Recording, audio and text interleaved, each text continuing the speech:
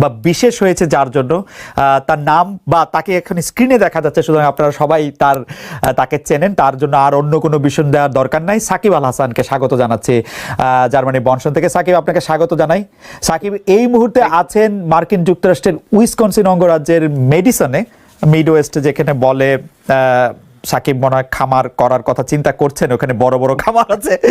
আমি দেখে এসেছিলাম সাকিবকে, অনেকটা লাগছেও সেরকম যে মিডওয়েস্টের তরুণ কৃষক, যাকে মনে হয় খুব সুখী এবং ভালো।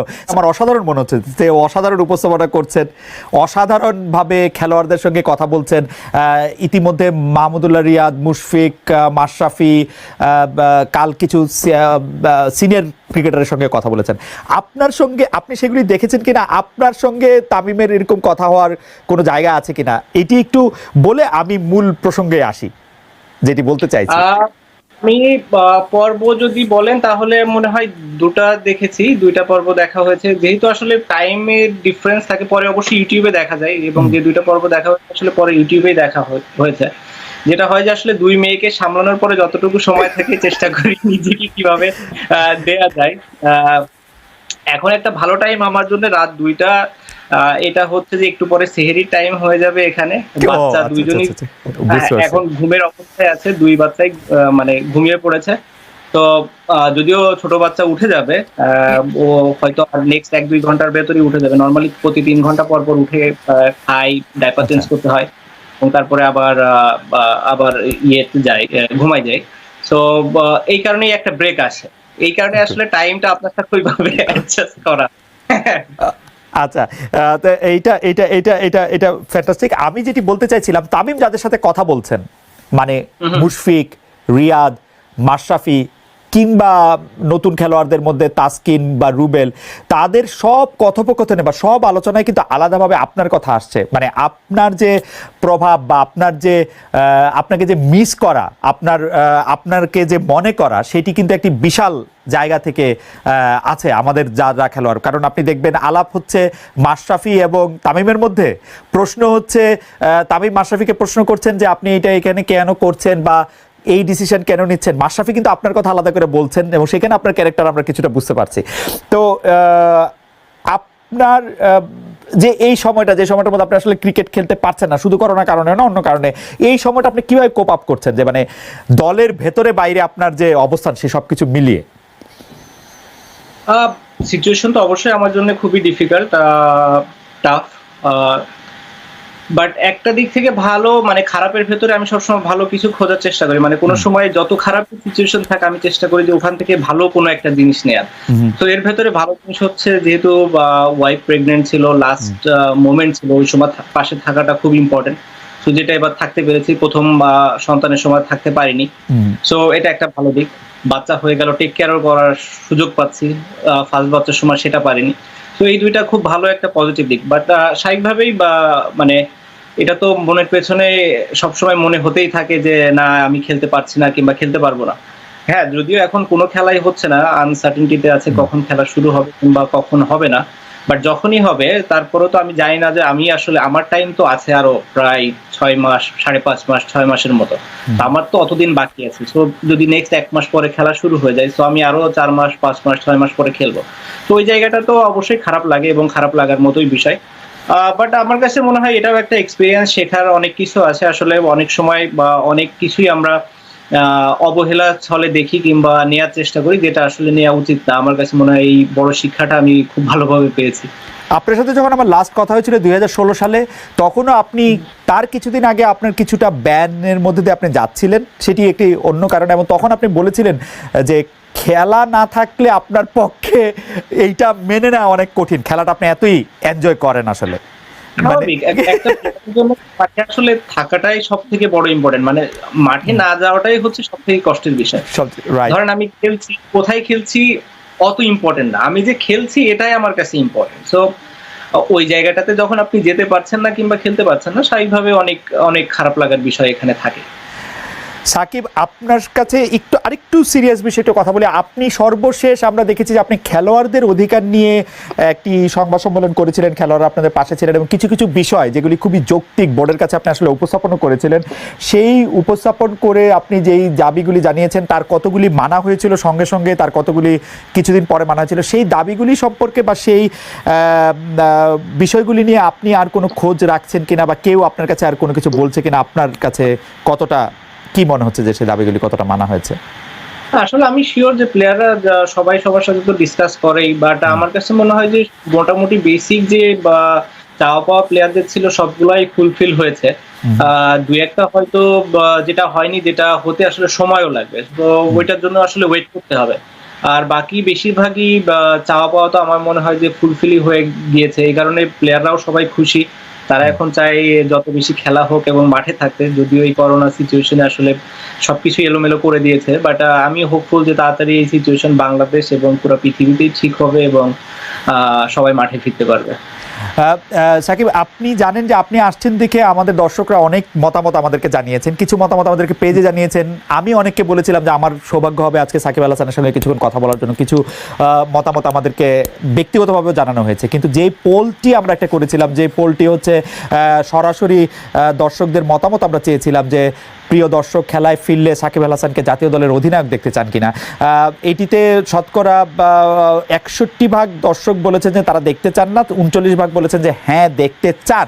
যে বেশি যারা বলেছেন যে তারা দেখতে চান না, তাদের কারণ হচ্ছে তারা আসলে ক্যাপ্টেন না, আপনাকে মানে প্লেয়ার হিসাবে তারা এত বেশি মিস করেন, মানে এটা কোনো নেগেটিভ জায়গা থেকে না, তারা মনে করেন যে আপনি আবার ফিরে আসলে আপনাকে বাংলাদেশ দলের দায়িত্বটা আপনি নিতেই পারেন, কিন্তু নেওয়ার পরে প্লেয়ার সাকিব আল হাসানকে তারা বেশি দেখতে চান। আমি দু একটি যদি মতামত পড়ি তাহলে সেখানে আপনি দেখবেন যে মোহাম্মদ আলামিন উনি বলছেন সাকিব খেলায় ফেরা পরপরই অধিনায়কত্বের দায়িত্ব দিলে সাকিবের ভিতরে অনেক বেশি ভালো পারফর্ম করার জোরটা থাকবে না, তাছাড়া বর্তমানে যার আছে তাদেরকেও সময় দিতে হবে নিজেদের প্রমাণ করতে।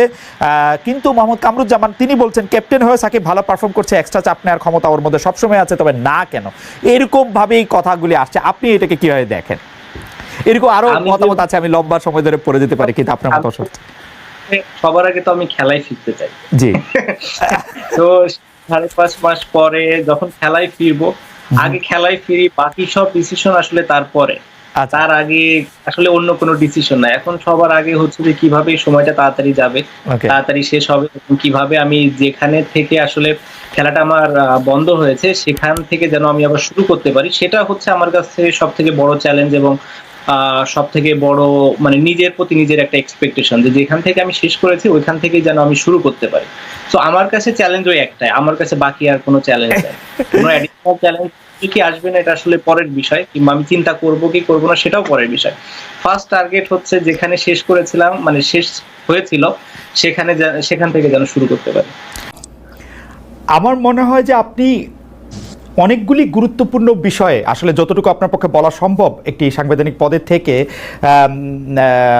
সেরকমই আপনি বলছেন, কিন্তু আমাদের জন্য যদি একটু আপনি পরিষ্কার করতেন, যেমন রাজনৈতিক দলগুলোকে এখন আপনি ক্ষমতার কেন্দ্র বলতেছেন সরকার অনেকগুলি সিদ্ধান্ত আসলে রাজনৈতিক দলগুলোর বাইরে নিতে পারছে না, সেনাবাহিনীকেও আপনি একটা ক্ষমতার কেন্দ্র বলছেন। আমরা কি এরকম বলতে পারি যেরকম আমরা আসলে মানে আমার কানে যেরকম করে কথা আসে সেটা হচ্ছে যে এখন বাংলাদেশ সরকারের অর্থাৎ আপনাদের সকল সিদ্ধান্ত নিয়ন্ত্রণ করছে বিএনপি? আমরা কি এরকমভাবে বলতে পারি যে আসলে জেনারেল ওয়াকারের পদপদবীর দিক দিয়ে তিনি আপনাদের সরকারকে রিপোর্ট করার কথা থাকলেও কাগজে কলমে অনেক ক্ষেত্রে তিনি একটি পক্ষ হয়েছেন? আপনি কি এরকমটাই বলছেন? বা আপনি যদি এই ব্যাপারটা আরেকটু ব্যাখ্যা করতেন যে রাজনৈতিক দল বলতে কি শুধু আপনি বিএনপিকে বোঝাচ্ছেন নাকি জামাত বা এনসিপিকেও বোঝাচ্ছেন? ক্ষমতার কেন্দ্র সামরিকায়ন বলতে কি আপনি জেনারেল ওয়াকারকে বোঝাচ্ছেন নাকি জেনারেল ওয়াকারেরও আয়ত্তের বাইরে এরকম কোনো কিছুর কথা আপনি বলছেন, কোনো বাইরের রাষ্ট্রের? না, আমি এখানকার মানে ক্ষমতার কেন্দ্র বলতে নির্দিষ্ট রাজনৈতিক দল না বলে আমি এখানে পলিটিক্যাল এস্টাবলিশমেন্ট যেটা আছে এস্টাবলিশমেন্ট আকারে এখানে বলি। যেমন মনে করেন যে যদি উদাহরণ দেই যে স্থানীয় সরকার নির্বাচন, আমি তো স্থানীয় সরকার মন্ত্রণালয়ের দায়িত্বে, স্থানীয় সরকার নির্বাচনের সিদ্ধান্ত তো আমি নিতে পারি নাই, আমি না শুধু আমার সরকারও নিতে পারে নাই, কারণ এখানে রাজনৈতিক দলগুলোর এখন ঐকমত্য কমিশনে যে আলোচনা হয়েছে সেখানে স্থানীয় সরকার নির্বাচন নিয়ে যে আলোচনা হয়েছে সেখানে আমার জানা মতে বিএনপি এবং তাদের কয়েকটা সহযোগী দল ছাড়া বাকি সবাই স্থানীয় সরকার নির্বাচনের বিষয়ে একমত ছিল, এবং আমিও চেষ্টা করেছি যে অন্ততপক্ষে, কারণ দিন শেষে নাগরিক সেবা থেকে শুরু করে উন্নয়ন কার্যক্রম যে ব্যাহত হচ্ছে এবং মানুষ যে প্রতিনিয়ত তার একটা আইডি কার্ড বানাইতে গেলে বা একটা জন্ম নিবন্ধন, মৃত্যু নিবন্ধন, ওয়ারিশ সনদ, এই প্রত্যেকটা কাজ তো লোকাল গভর্নমেন্টে থেকে হয়, এগুলোতে যে ব্যাহত হচ্ছে এটার দায়টা তো আমার উপরে আসে যেহেতু আমি দায়িত্বে আছি। তো কিন্তু যখন সিদ্ধান্ত গ্রহণ প্রক্রিয়া এটা চলে যায় তখন তো এটা বিভিন্ন এই যে ক্ষমতার যে কেন্দ্রগুলোর কথা আমি বললাম সেখানে তো গিয়ে আটকে যাচ্ছে। তো এখানে আমি কোনো নির্দিষ্ট দলের কথা না বলে পলিটিক্যাল স্টাবলিশমেন্টের কথা বলি, এবং কোনো নির্দিষ্ট ব্যক্তির কথা না বলে মিলিটারি স্টাবলিশমেন্টের কথা বলি, যেটা গত 15 বছরে 16 বছরে তৈরি করে যাওয়া হয়েছে। এবং আমি মনে করি যে শুধু এই সরকার না, এই সরকার তো অপেক্ষাকৃত একটা দুর্বল সরকার হিসেবে পরিচিত, এই সরকার না, যে পরবর্তী পলিটিক্যাল গভর্নমেন্ট আসলেও তাদের এই যে আওয়ামী যে এস্টাবলিশমেন্ট বিভিন্ন জায়গায় রয়ে গেছে এইটার জন্য ভুগতে হবে, একটা দীর্ঘ সময় তাদেরকেও ভুগতে হবে, এবং এইটা সেটেল করাটা খুবই টাফ জব হবে পরবর্তী যে কোনো সরকারের জন্য। আমি আবার একটু জুলাই আন্দোলনের প্রসঙ্গে একটু আসি। আপনি জুলাই আন্দোলন নিয়ে আপনি বই লিখেছেন, কলাম লিখেছেন পত্রপত্রিকায়, কিন্তু আমরা যেটি দেখতে পাচ্ছি যে এই আন্দোলনে কার কৃতিত্ব কত বেশি সেটি নিয়ে এখন মানে কয়েকদিন পর পর নতুন নতুন করে এটি আলোচনায় আসছে। সর্বশেষ জনাব নাহিদ ইসলাম, জনাব সাদিক কাইম, মানে তিনি সমন্বয়কে ছিলেন না বা এই জাতীয় কথায় দেখা গেছে যে শিবিরের সাথেও আসলে ছাত্রদের যে দল, রাজনৈতিক দল যারা যেটি গ্রহণ করেছেন যে এনসিপির একটি দূরত্ব সৃষ্টি হয়েছে, এনসিপির দূরত্ব বিএনপির সঙ্গেও সৃষ্টি হয়েছে, এনসিপির দূরত্ব নানা কারণে জামাতের সঙ্গেও সৃষ্টি হয়েছে, এইসব মিলে এইটাকে আপনি আসলে কিভাবে দেখেন? মানে জুলাই আন্দোলনের কৃতিত্ব নিয়ে বা বাটোয়ারা নিয়ে যে এই ব্যাপারটাকে আসলে আপনি কিভাবে দেখেন? অনেক সময় সরকারেরও প্রচন্ড সমালোচনা করা হচ্ছে, কোন সময় কিংস পার্টি বলে, কোন সময় এটা বলে, সেটাও যদি একটু মাথা রেখে বলেন। জি না, সবার তো মানে দৃষ্টিভঙ্গি এবং লেন্স তো একরকম না। মনে করেন আমি যখন জুলাই গণ অভ্যুত্থান সংঘটিত হয় সবচেয়ে গুরুত্বপূর্ণ 10টা দিন আমি ডিটেনশনে ছিলাম, তো ওই সময়ের স্টোরিটা আমিও আরেকজন থেকে আমার শুনতে হয়েছে বা পত্রপত্রিকা বিভিন্ন জায়গায় আমার দেখতে হয়েছে। প্রথমত 19 জুলাই থেকে 24 জুলাই এবং পরবর্তীতে আবার 24 জুলাই পরে 2 দিন বেড়েছিলাম, 26 জুলাই থেকে আবার 1 আগস্ট পর্যন্ত ডিটেনশনে থাকা লাগছে। তো আমি আসলে যেভাবে দেখছি বা আমি যেভাবে সিদ্ধান্ত নিছি, সাদিক কায়েম বলেন বা নাহিদ ইসলাম বলেন বা আরো যারা আছে, আরো যেমন ছাত্রদলের রাকিব ভাই আছে, তাদের দেখার দৃষ্টিভঙ্গিটা তো এক না। মনে করেন একটা সিদ্ধান্ত, গুরুত্বপূর্ণ সিদ্ধান্ত নেওয়ার ক্ষেত্রে আমরা যারা স্টেক হোল্ডার আছে যাদের সাথে যোগাযোগ তখন হচ্ছিল, অন্তত 5-6 জনের সাথে যোগাযোগ করতাম। তো এখন মনে করেন আমি ছাত্রদলের রাকিব ভাইয়ের সাথেও যোগাযোগ করলাম, কথা বললাম যে ভাই কালকে আমি এই প্রোগ্রামটা দিতে চাচ্ছি, আমরা কালকে অসহযোগ আন্দোলনের ডাক দিতে চাচ্ছি। সাদিক ভাইয়ের সাথেও কথা বললাম যে অসহযোগ আন্দোলনের ডাক দিতে হবে। আবার এই যোগাযোগটা কিন্তু যে আমার সাথে হচ্ছে তা না, আমার সাথেও কখনো হচ্ছে না, কখনো মাহফুজ ভাইয়ের সাথে হচ্ছে, কখনো নাহিদ ভাইয়ের সাথে হচ্ছে, বিভিন্ন স্তরে হচ্ছে। তো তখন সাদিক ভাই আমাকে একটা পরামর্শ দিল, রাকিব ভাই আমাকে একটা পরামর্শ দিল, আরো 4-5 জন আমাকে আরো তাদের মতো করে পরামর্শ দিল। এখন সাদিক ভাই যদি মনে করে যে আমি পরামর্শ দিছি বলেই এটা হয়েছে, এবং উনি বা ওনার দল যদি এটাই বলে সব জায়গায়, তো এইটা তো মনে করেন যে যাদের সোশ্যাল মিডিয়া বা মিডিয়ায় ওইরকম স্টাবলিশমেন্ট আছে, যাদের ওই সক্ষমতা আছে, ওই লোকবল আছে, তারা তো তাদের ন্যারেটিভটা স্টাবলিশ করার চেষ্টা করে। আবার রাকিব ভাই একটা ন্যারেটিভ দিবেন, রাকিব ভাই বলবে না আমি দিছিলাম পরামর্শটা, এই জন্য এটা হয়েছে। তো এই যে লেন্সটা তো এক দিক থেকে একরকম। অনেকে আছে, আরো অনেকে আছে যাদের সাথে আমাদের যোগাযোগ, তারা এটা বলেও না যে এই পরামর্শটা আমি দিছিলাম ওইটা। তো এই যে এখানে কানেক্টিং পয়েন্টটা সেন্ট্রালে আমরা ছিলাম। তো এই যে লেন্সটা ভিন্ন ভিন্ন এবং সবার অভিজ্ঞতাটা তো ভিন্ন ভিন্ন, তো সবাই তার অভিজ্ঞতাটাকে এস্টাবলিশ করার যে একটা প্রতিযোগিতা, এটার মধ্যেই নানা ডিসটরশন, কেউ একটু বাড়িয়ে বলা, কমিয়ে বলা, এইসব নিয়েই হচ্ছে এই বিতর্কটা আর কি। এইভাবেই আমি দেখি। আসিফ, একটা কথা একটু স্পষ্ট করে আমি একটু বলি যে আপনাদেরকে তো আমরা আসলে খেয়াল করছি জুলাই 2024 থেকে খেয়াল করছি যে অনেকেই বলে থাকেন, এবং এটা আমি বিভিন্ন সময় বিভিন্ন প্রমাণও পেয়েছি যে সবচেয়ে বেশি সূক্ষ্মভাবে জিনিসগুলি বিবেচনা করতে পারেন আপনি, দ্রুত আপনি এটা বিবেচনা করতে পারেন এবং আপনার একটা মত থাকে। আপনি কি খেয়াল করতেন যে ধরেন আব্দুল কাদেরের যে ফেসবুকের যে স্ট্যাটাস পরপর যেগুলি দেওয়া হলো শিবিরের পক্ষ থেকে বা সাদিক কায়েম সাহেবের অনুসারীদের পক্ষ থেকে এগুলির যেটা জবাব দেওয়া হলো, পরবর্তী প্রেক্ষিতে নাহিদ সাহেব যেগুলির আবার জবাব দিলেন, আবার ধরেন 5 আগস্টের স্মরণের অনুষ্ঠানে আপনাদের গুরুত্বপূর্ণ নেতারা যেভাবে কক্সবাজার গেলেন, আবার তাদেরকে যেভাবে শোকজ দেওয়া হলো, এই পুরোটা জিনিস এরকম মনে হয় না যে জুলাই আন্দোলনের, মানে আপনি লেন্স থেকে দেখা না দেখার কথা বলতেছিলেন, কিন্তু আপনার মনে হয় না যে জুলাই আন্দোলনের এক একটা গ্রুপ এক একজনের অনেক বড় শত্রুতে পরিণত হয়েছে? এইটা আপনার মনে হয় কিনা? দেখেন, ওই এখানে যাদের কথা বলছেন সবাই তো ইয়াং, এবং সবার বয়সই আমার মতে 30 বছরের নিচে।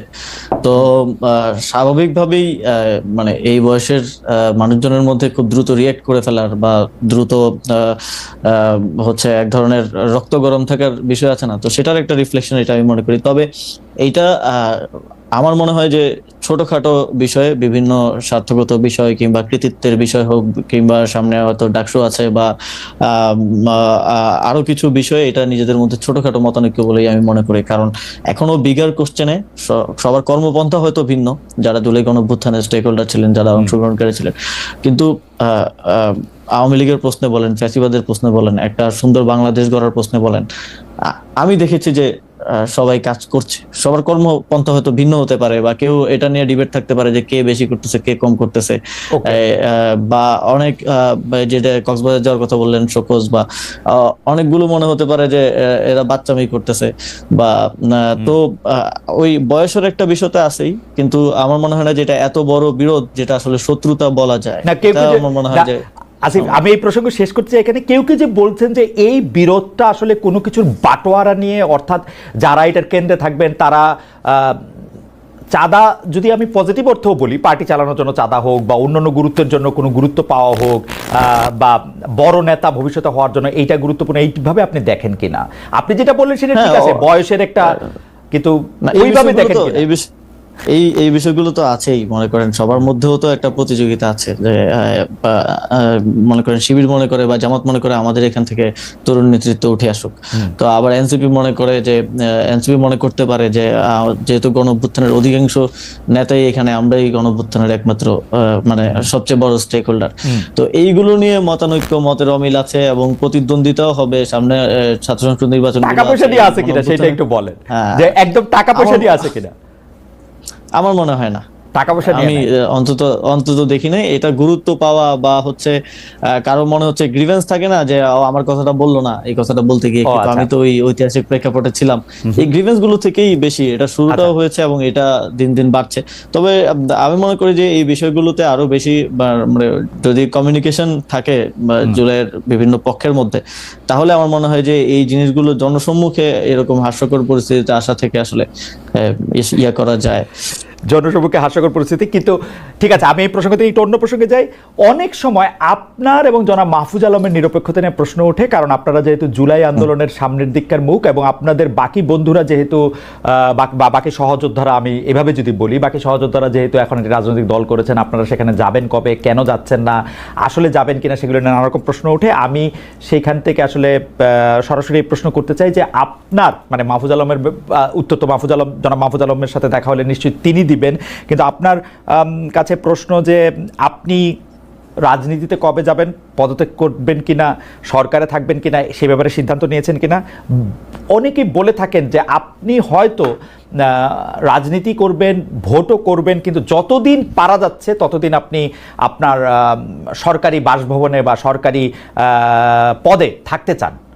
মানে আপনি আমার খুবই প্রিয়, সেই জন্য বলি যে অনেকে বলে থাকে যে আপনি পতাকাবাহী গাড়িতে আরো কিছুদিন চড়বেন, তারপরে ইলেকশন যখন এগিয়ে আসবে তখন আপনি গিয়ে মানে দেখেন খালেদ ভাই, পতাকাবাহী গাড়ি বা এই বিষয়গুলো মানে এটা আমরা কখনো চাইও নাই, বা এটার প্রতি আমাদের ওই রকম কোনো মোহ নাই।